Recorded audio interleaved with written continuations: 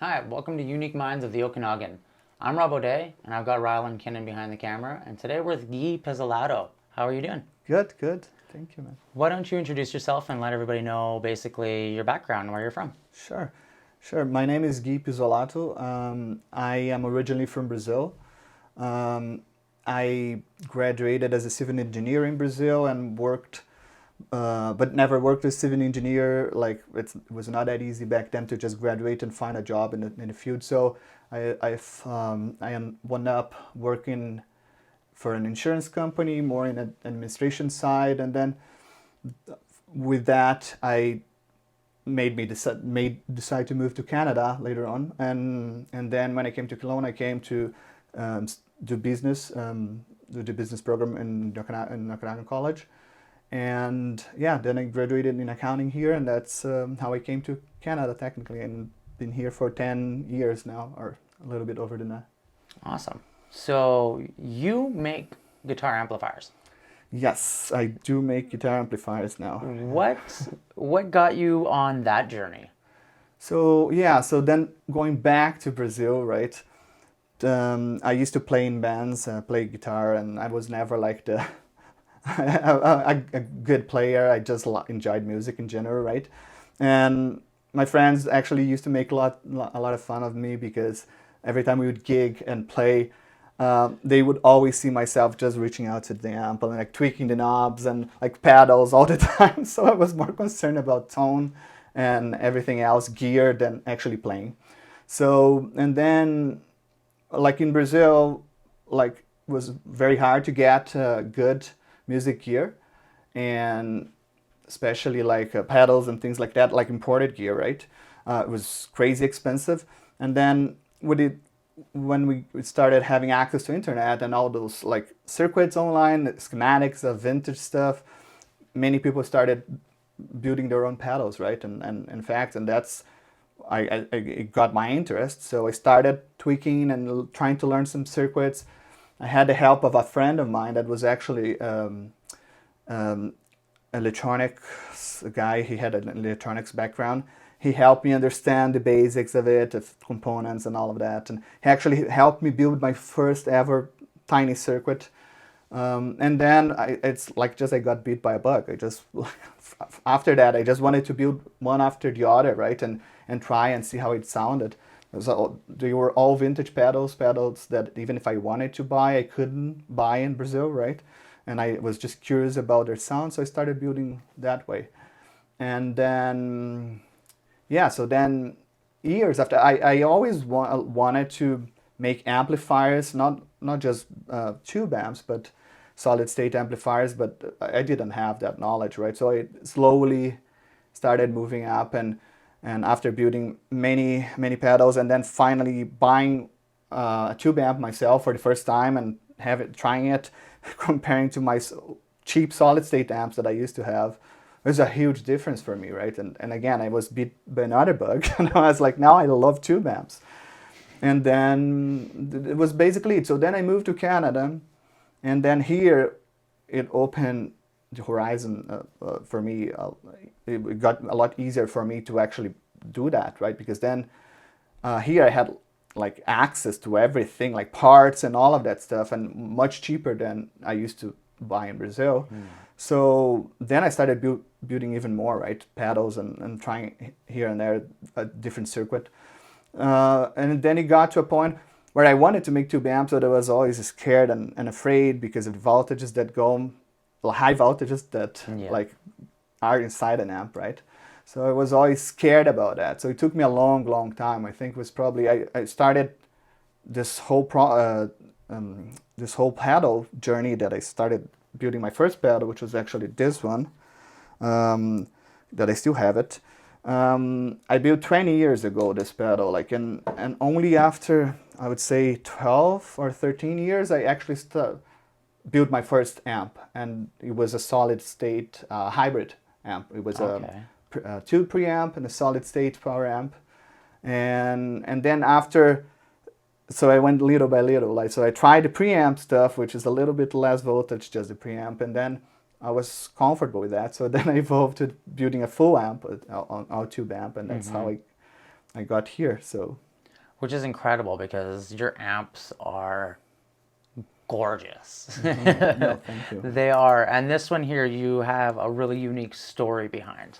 Yeah. So this is the very last model that I built, and so this amp was actually bought by the same guy that bought this amp here. That right now is here for me just to make a mod for him, and this guy is a friend of mine, a local friend of mine. So he bought that one. He loved it so much that he was like, okay, now I have one for recording, but now I got married, so I want a different amp. I want an amp that allows me to have that same great tone, but at bedroom level, and it's also an amp that looks nice in the living room.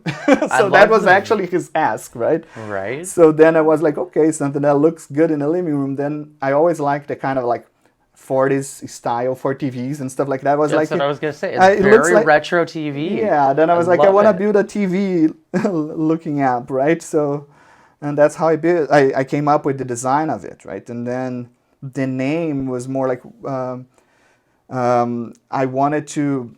The amp was like so kind of aggressive, and because it's a 1 watt amp, so you can really crank it and get that nice nice overdrive from the tiny power tube, right? So it kind of sounds like a 70s like cranked amp, tube amp, and then because of that, I was like, okay, and I wanted to keep like a theme, more like an European theme for my models because of my last name, which is Italian. So I thought a little bit about Greek mythology, and then I was like, okay, so this amp is quite powerful, but not necessarily like a big amp. So I just thought about Achilles because it was like kind of a Greek warrior. I was like, this amp like looks like sounds like a guy that wants to, to just go to war or something. Yeah. So and actually I even put a switch here that goes from nice to mean exactly for that reason, right? Because yeah. That's awesome. And so, but the other thing I wanted to do with the amp was actually pay a tribute or a homage to my dad, and his name is Achilles, right? And so this way I kind of put his full name in the amp because I have the last name, now I have his name, and not just like I just wanted to put his name in there, it all made sense with the theme, so I thought it was perfect, right? And yeah, everything kind of just falls into place. Through your journey in creating amps, from pedals and your experience in having to do it in Brazil, which is also probably something most people don't think about, like being an amp builder from a different country where import charges are skyrocketed, right? Like the freedom, not necessarily the freedom, but the creative ability that you have being in Canada and being able to get the schematics and kind of ideas and the technology to push it. Yes. How has that helped you overcome challenges? Oh yeah. That was the main reason why I'm pretty sure if I was still in Brazil, I wouldn't be doing this at all. Like it would have just been like my hobby for a short period of time, and would be so much money put into it and time that I wouldn't have evolved into a real business, right? A real company. So yeah, in Brazil, like it's super hard to find the parts. Nowadays it's a little bit easier, right? With globalization, internet, and all of that. It's not that hard, but it's still super expensive, right? So then, and not only the parts themselves, the tools, that was the biggest problem actually, right? Like here, like I as soon as I got here, I was fascinated with the fact that I could go to any like of a construction store or a tool like stores and just buy like very cheap tools, right? I can even go to a dollar store and buy cheap tools, right? Yeah, it's true. Things that I couldn't do in Brazil, like because like they weren't available at that reasonable price, right? So this all made a huge difference, right? Having access to all the tools and easy access to the parts allowed me to get where I'm at right now. But it's a little bit frustrating because on another sense because I'm not in Brazil making my amps, and I really wanted my amps to be in Brazil somehow.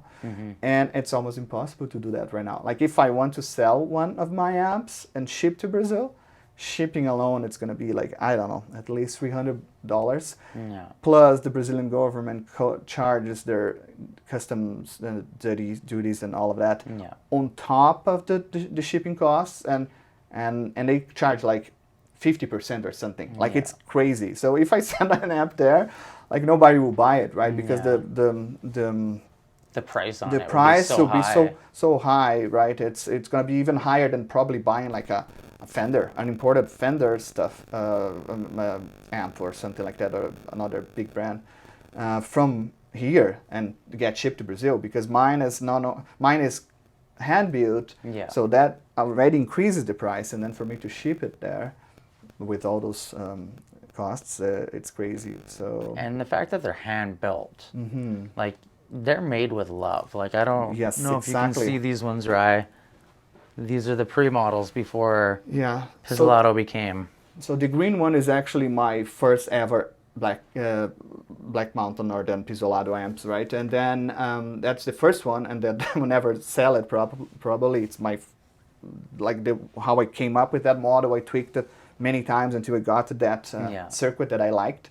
So that's the very first one. And you said it right. When I first started, I had like a kind of a quote that I used to say, like that my amps were like more like where rustic and vintage or something like that. I don't remember exactly the words. Meet like modern and digital, because I started adding some other things to my amps, and sometimes a more modern look, right? Like here, like using more like a plexi material for the face, right? But also having the rustic aspect of the wood. So that's how I that was as you said, handmade with love, but it's a lot of work for me to build the cabinets, right? So that slows me down in terms of building amps, being a one-man show, like having to do it all. Like you guys just saw my tiny shop here, which is more the electronics part of the business, but for me to actually make the cab, then I need to go to my garage, and I have a limited amount of tools that I use for that. So even though I have some power tools, it's still a very laborious manufacturing process, right? So that's one man, yeah. So it slows me down a little bit, but how long does it usually take to not the electronic aspect, but to build like the cab itself? Because they're not cheaply built. No. Like you can feel they're solid. Yeah, I made them with a really solid wood. That one is made with solid pine. The speaker cabinet down was like oak, and then it was a big learning curve for me. But now it got a little bit easier. I never actually measured to see how long it takes for me to make one, but it got a little bit easier because after so much trial and error, and I started learning what were the best tools to make that. So now I can make it a little bit easier. It's just more about the cleaning aspect of dealing with wood, right? And all like the sawdust and all the stuff. It's not just building. You need to build, you need to clean. It's a lot of work, right? So, but let's say if I didn't have to worry about cleaning and all of that, if I could just go there to my garage and just put a piece of lumber in there and cut it and do the joints and the box joints, finger joints. I don't know, for me to cut that would be pretty quick, I guess. Maybe 2 hours I could do the whole thing with all the joints and everything, and then come back here, glue them up. But then the longest part of the process is actually the staining, right? Because again, I'm more like, I do it all it's not like I have a background in doing that kind of stuff, right? I'm just always learning, and just being a self-taught learner, so it makes it harder for me to achieve the end result sometimes the way I want it to, because I don't have a recipe yet, right? It's not like I do always this way. I use this stain, I use this finish.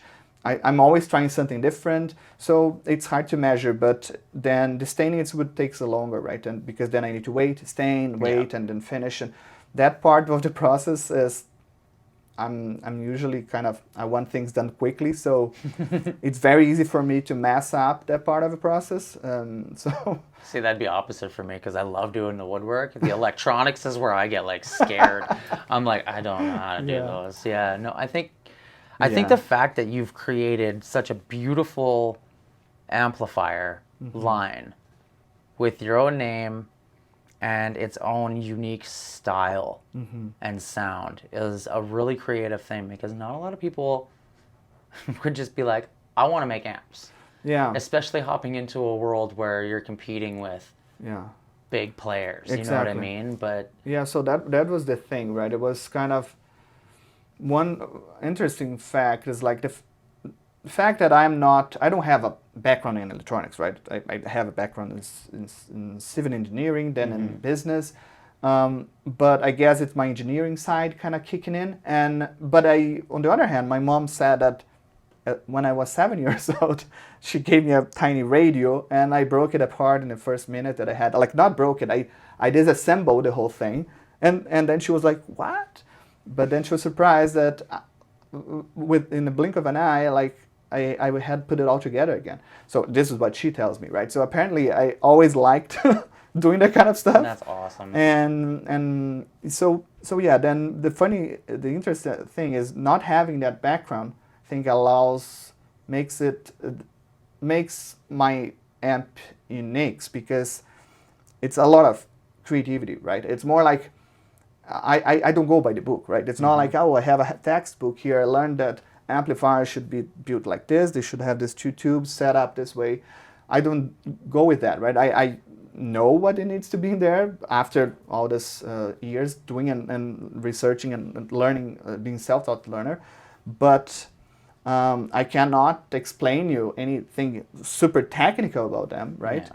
But I think that's the beauty because then I respect all the limitations of the components. I respect all the safety requirements and all of that.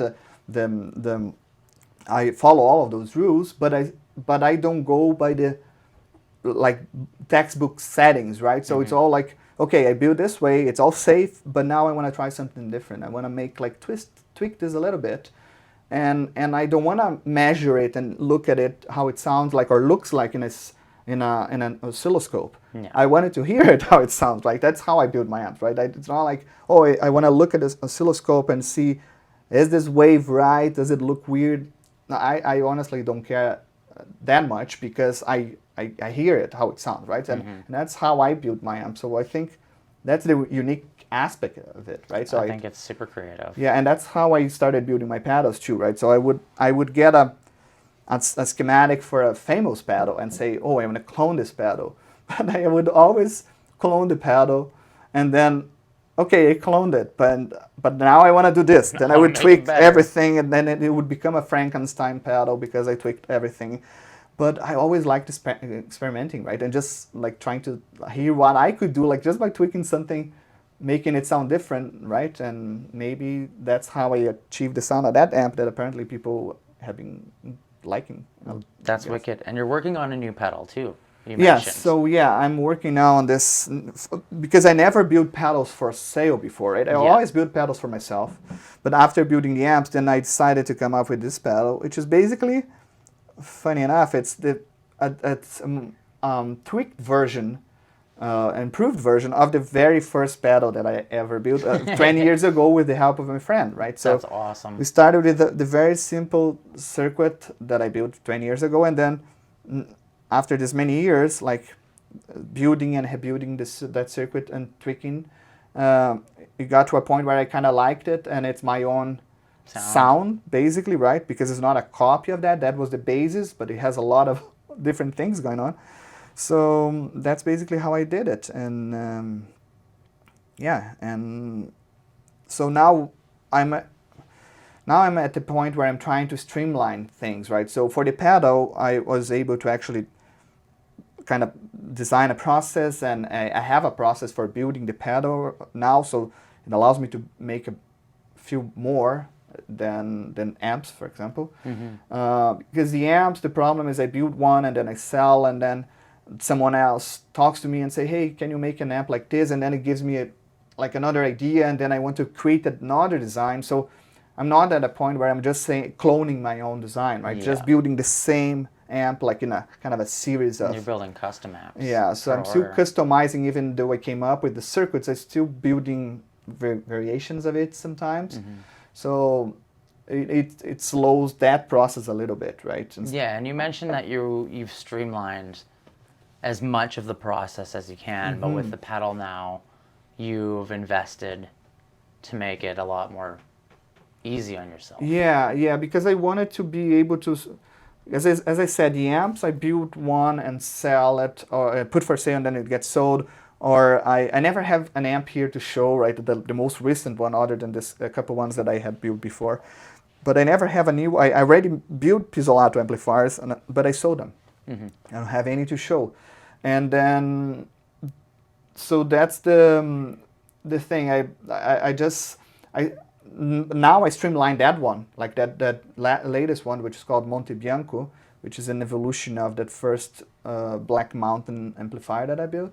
Then that one I already streamlined. I designed the faceplate myself, and it's all here. I have all the files, and now I bought a machine, so I can just click send and have the machine cut the faceplates for me and all of that. And then the chassis I spent a long time actually designing, finally using my engineering skills, right? Because then I actually drafted, using a draft software.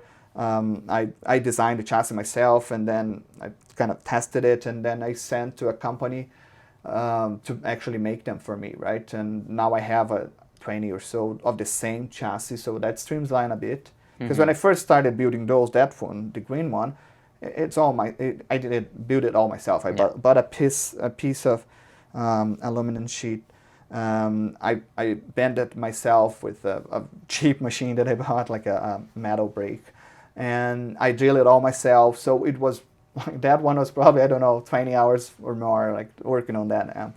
But now with the chassis made the way I made, I can just get a chassis, put it on a table, start putting the pieces together, and it's much quicker, right? Yeah. And talking about that, I also, in this chassis design, I had ideas to make different models, and I don't want to be spending a lot of time in the computer designing chassis, right? So I designed what I called kind of a universal chassis, where I can make multiple amplifier designs using that same chassis, right? So like putting different configuration of tubes, two power tubes, one power tube, three preamp tubes. I already have all the holes, right?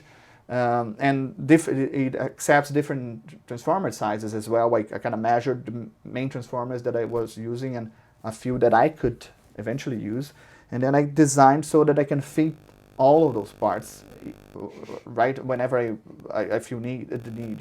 So that makes it a lot easier, right? That's than genius. having to keep redesigning chassis after chassis, right? Right, So, and that's just another step to being like the creative genius that you are. Because, No, I mean, for someone who has no education in amp building or those kind of things, like civil engineers have to be highly intelligent.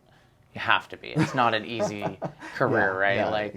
In any engineer itself, but to be able to like take this idea that you're very passionate about and just wing it to the point where you're creating these pieces of magic that people are, you're selling them. That's more success than I think most small business owners get, is getting to sell their product that they make with love and it be appreciated.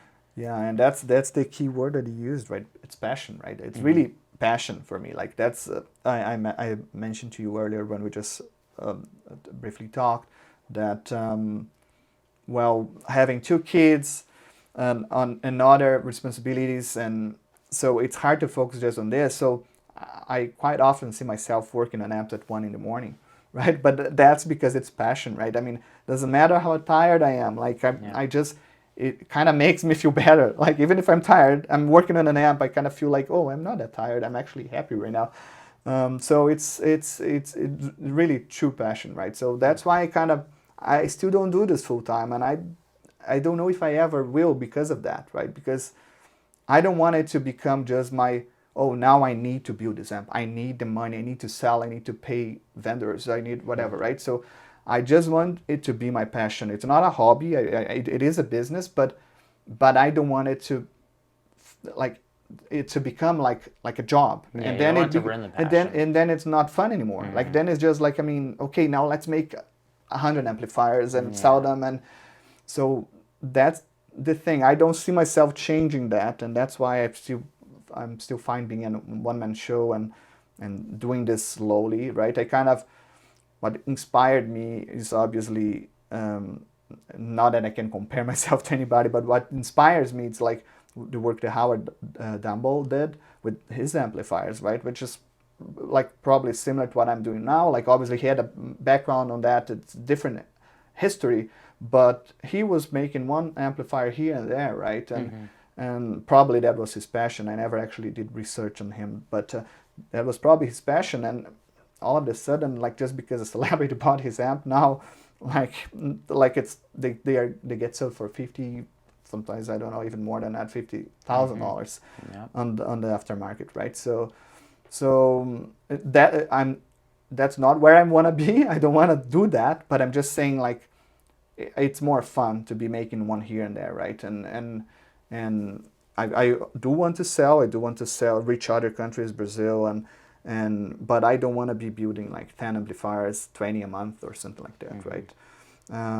Because then it doesn't have the same value as well, right? Because it is supposed to be. I still wanted to keep the art aspect of it, right? I want it to be custom. I want it to be hand wired, and that's basically what I envision. And I already had the opportunity to sell to other countries, which was actually surprising and super exciting. Like there was actually someone from Canadian guy, but living in Asia, wanted to buy one of my amps, and he bought the first Pizzolato ever amp. Then there was also another guy that wanted a Black Mountain amp. Then I transitioned to Pizzolato, and then he wanted to have the Pizzolato then, right? So, and he's in France, so I sold this to this guy in France, and that story is quite interesting because he wanted the full head in cabinet matching, which is not exactly what you've seen there. I had I was building a matched amplifier head with the cabinet, same staining and like similar size, and he wanted that, right? So, and I was about to build him that, but then he was like, okay, but can you simulate and see how much shipping would be, right? And then to ship everything to France would be like super expensive, right? So then he was like, okay, I would have to pass on the cabinet because it's the heaviest and biggest one, right?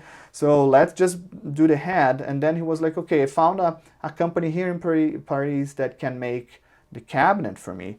And they do similar work as I do, right? They very like custom, like hand built, like stylish cabinets, right? And he found a cabinet that he liked.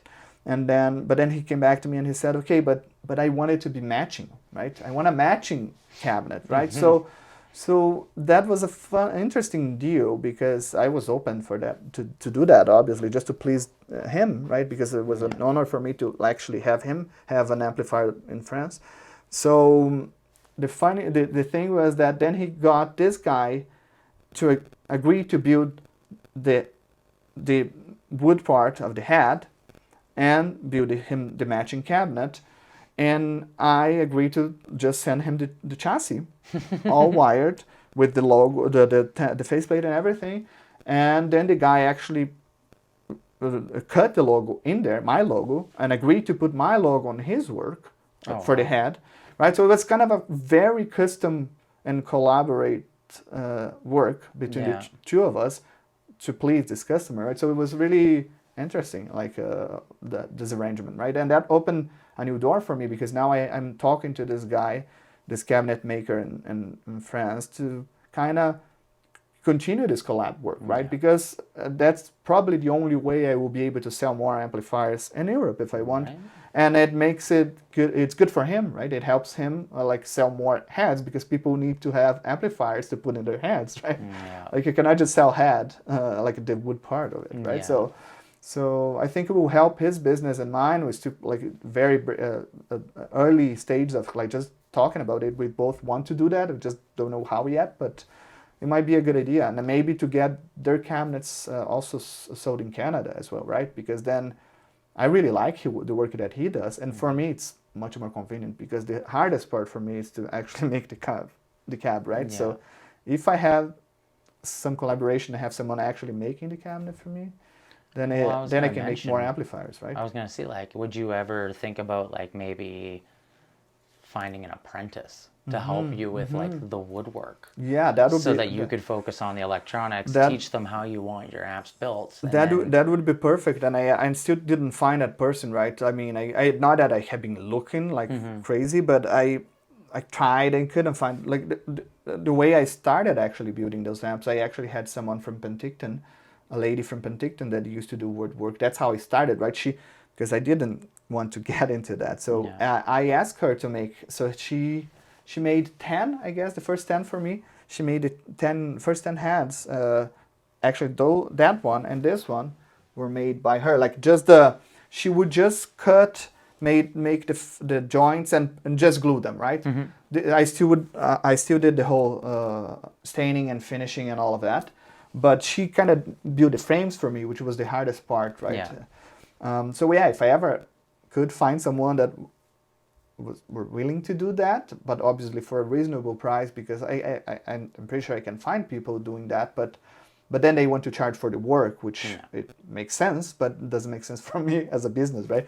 So I need, if I had someone that could just make the frames of the cabinets for me, it would be a huge help already, right? Streamlining is very handy, and like with your pedal, you had set up a kind of a demonstration for us. Oh so yeah, that yeah, you I could can definitely show how you go about making your pedals and your circuit boards. I can definitely do that, and yeah. So I will just quickly send something to the machine right here, and just gonna hit send. You guys can probably, if you want, you can actually move there to the machine. The machine is gonna start. Oh, perfect. In a second. I'm just sending the board to be cut out in there. This is a really cool process. I'm excited to see this.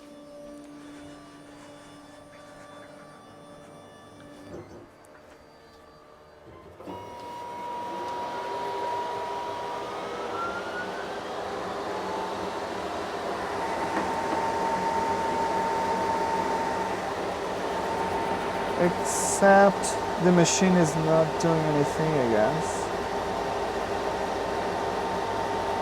I will just check something. The laser is not coming out for some reason. Oh, no worries.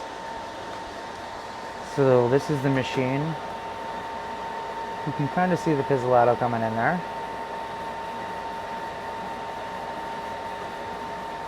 Is there something coming out there? Yeah, you can see the logo in the bottom left corner. Oh, okay, now it's cutting. That's perfect. I was worried the laser wasn't doing anything. Oh, that is so cool.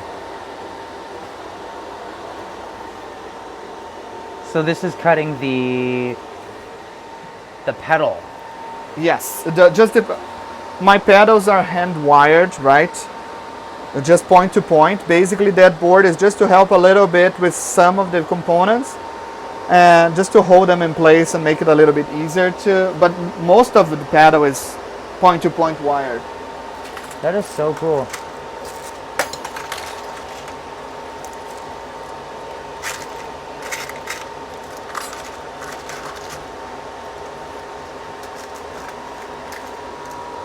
What a cool process.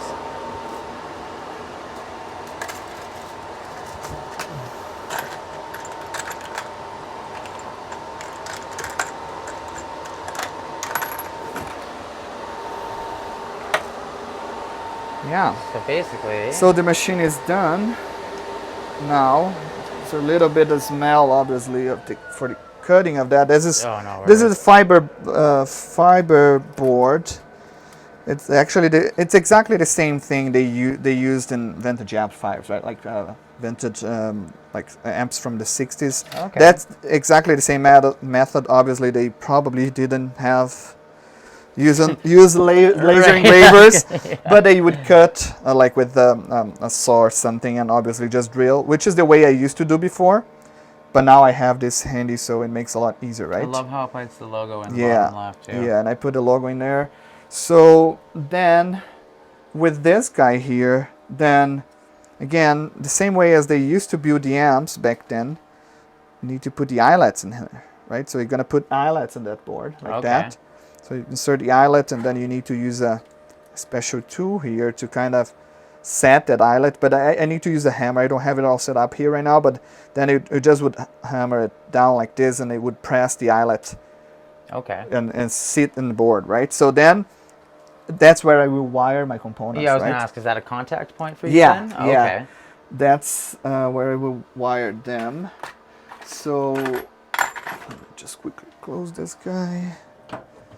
And then, yeah, so same thing, the same way I cut that and engrave that, I make my own faceplates for the pedal, in the right? same machine. In the same machine. Wow. And the cool part about this is that I came up with that idea of, instead of using an LED, I have a back engraved clear acrylic that when I put the LED in the back, it lights that part, right? So kind of inspired by the Batman sign. That is so cool.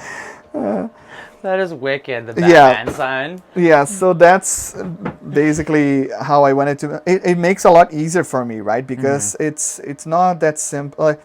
It's it's more work, right? To have another hole in there, put another LED in there, that will look nice. And I like this way because it looks just like flush with it. Really crisp. And then, yeah, so that's basically how I built it. So this is how it looks like inside. This one is, it doesn't look nice because this is my pedal, right? My first one. It's kind of my prototype, right? But it's you can see that I changed a little bit how the board is, right? Before I used to have a cutout for the battery there, just to see the battery in there. I didn't like that. It was taking too much of the space inside the enclosure. So then I came up with this one. So my new pedals have this board.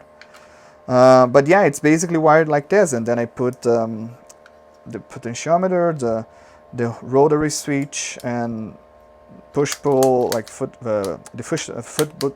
switch, and I put them all there and hand wired everything else, right? So there's just a few components that sit on the board. Okay. And everything else is just sitting directly on top of the rotary switch and the other and the potentiometer as well. That's crazy.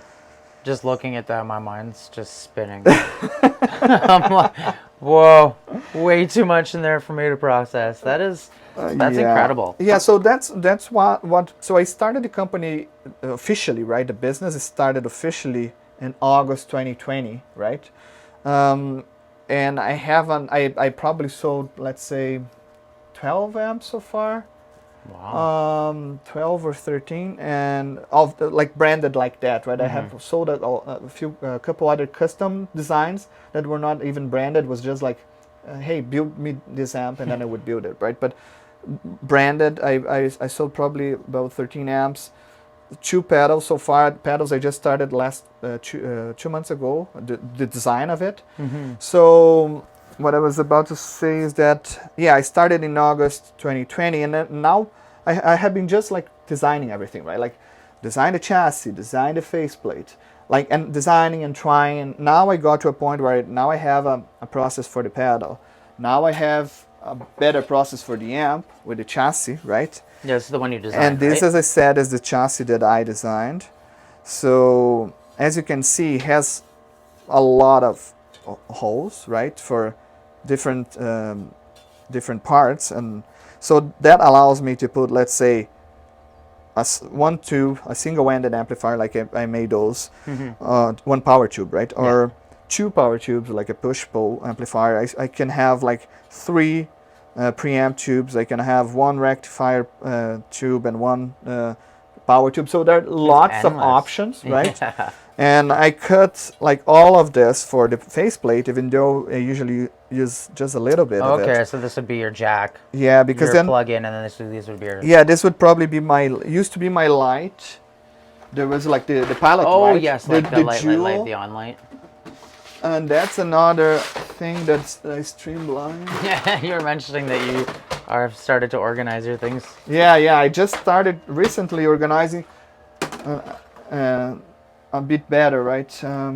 So yeah, so it used to be for this guy here, but then there is a holder, right? And then you put, I need to screw it in there, and then you put the jewel in there. So that would be for the indicator light, but that's so cool. But I just have all of them here because then I can use however I want, right? I can make like I can make the Achilles amp here with just 3 or 4. Yeah. Like I can make the Black Mountain original model with a few more. I can come up with a newer model. Yeah, so that's the idea, right?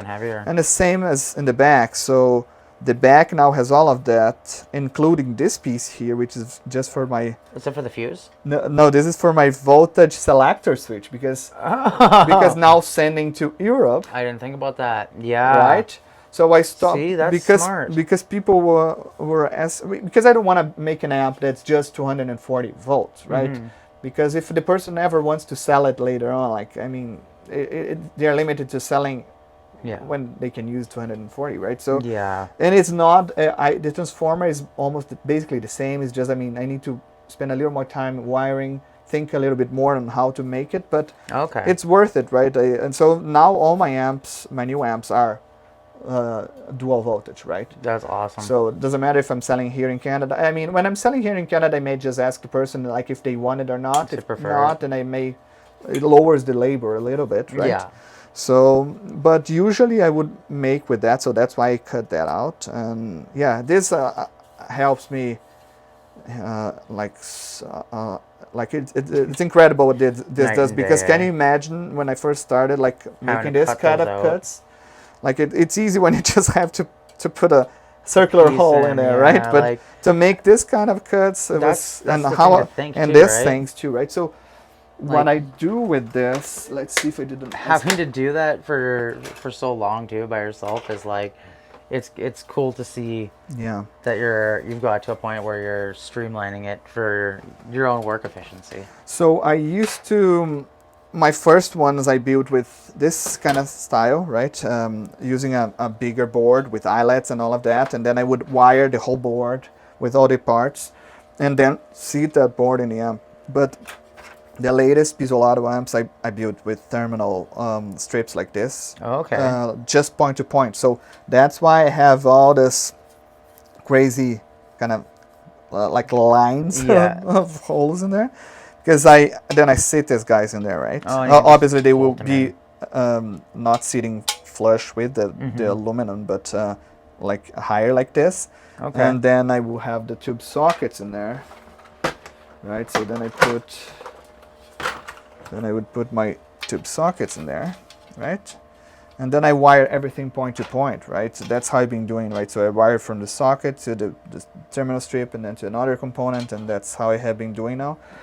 Which again, it's way more work. I may rethink this later on, but I always like to try different things, right? I mean, I may go back to the board layout just because it allows me to make more amps and it makes it more organized. When I have this, it gives me so much freedom, and freedom with creativity that I have don't go very well, because then I should be building amp this way, and then I see myself like, no, let's wire it this way now, because so I would rather have the board in there and just follow my own rules. Yeah, no, for sure.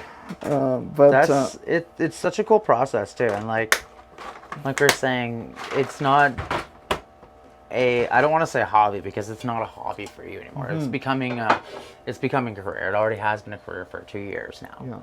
You know, like you're selling it, you're doing it. It may not be full time, but it's a passion project, I guess we can say. Exactly. And it's not a passion project that most people would venture into. You know, like it's a very intimidating I know thing. It is, yeah. Yeah, I mean, when I'm talking about it, it might like seeing the chassis and all of that. It may look like, well, yeah, that's not that hard. Let's just buy a chassis, some parts, and do it. Right? But then you get, oh, this is another transformer. But then you get an output transformer, right? It's a million wires.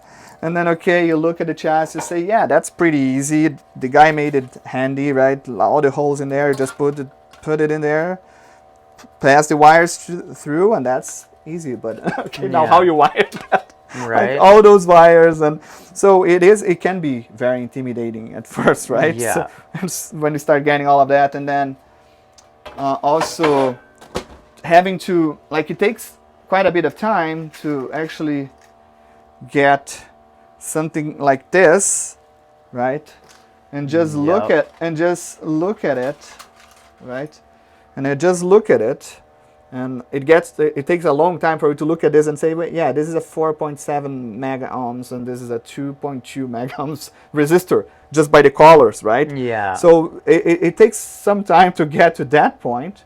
Obviously, many people can do this. If you buy a kit today, it's easy, right? I mean, they give you all the instructions you can build, but for you to create one, yeah, it's a lot different. Different, right? Because of all of these things, right? So many. So it takes a long time to be comfortable with all of those things, but and then it gets to the streamlining aspect and organizing of it, right? That I was just talking to you earlier. Just this week, I finally started doing this. So putting all my capacitors in this jars. Because it makes a lot easier, right? Like they're so big and like they take so much space. Yeah. That this way I have them all in the jars and make my life much easier. I was trying to put them in this kind of boxes before, so yeah, it's a long learning curve, and until we get to a point where you have it all like set up and you can just come to a station and build it. Start building them. Yeah, it's so cool. Like I'm thank you for having us. This has been such a cool experience for me to even understand. Trying to understand amps my whole life has been like, right? You're like, I don't know what's going on. It's like even soldering, it's over my head. So thank you for being a part of this. This has been amazing. I feel honored being able to watch your process. I feel honored for the opportunity, and thanks a lot. Yeah. No worries. All right. Well, we will see you guys next time. See you next time.